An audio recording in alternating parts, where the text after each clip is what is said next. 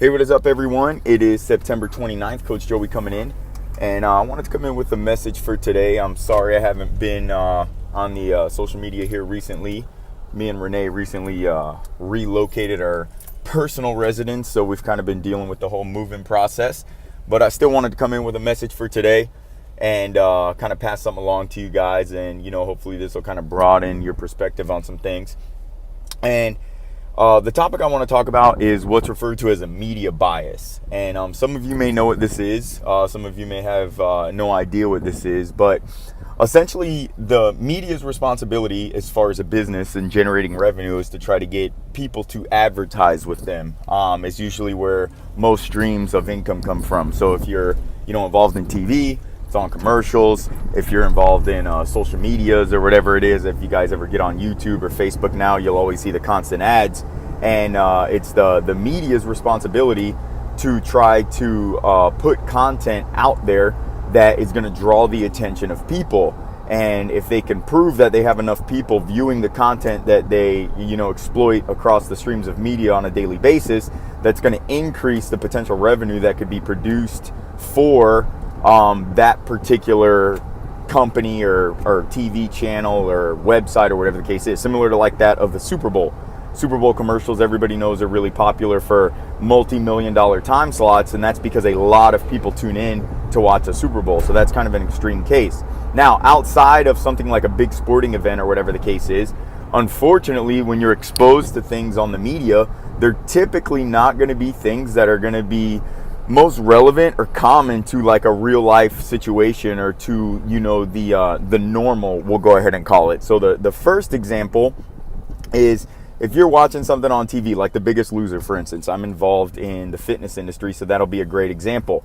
People aren't going to want to watch a show about somebody who is 100 pounds overweight. They start exercising on a normal basis and they start eating the things that are appropriate for them, and it takes them 18 months to lose the weight that they are set out to lose, when realistically in real life that's the way that it happens. But that's not entertaining. That's not going to get people to tune in to see a normal person going to work every day, eating a healthy lifestyle, exercising normally, maybe 1 or 2 hours a day, and then slowly achieving that goal. And it's the same thing when you hear about money or whatever the cases are. For most people, they don't understand that most of these big multi-million, billion-dollar companies have taken 10, 15 years to get to the place where they're at. No one ever hears about that. All they either hear about is just the end result, or they hear about the person who came up with the billion-dollar idea. Now, that does happen, but it's not common. And people can lose weight in a very, very fast pace, but that's not what's common either, and that's not going to draw your attention. So that's number one, which isn't the end of the world or the end-all be-all, but something that kind of bothers me a little bit when it comes to the media bias is the negativity, the things that you see that are exploiting people's emotions by posting things like the police brutality, racism.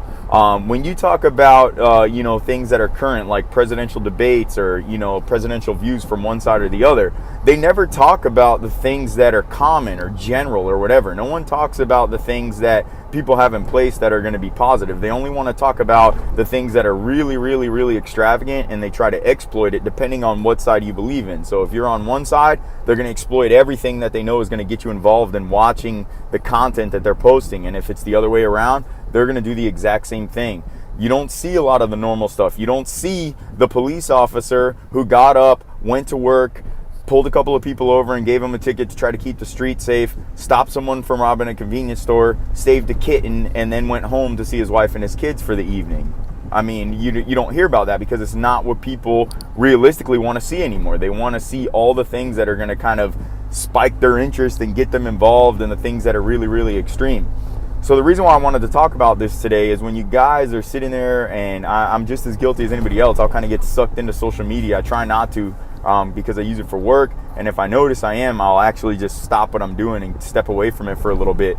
But don't get so wrapped up in thinking that all these things are all bad all the time. It's just because you're exposed to it through these streams of media, when at the end of the day, remember what the media's job is. Their business is to try to get you to keep coming back and keep looking and keep seeing these things.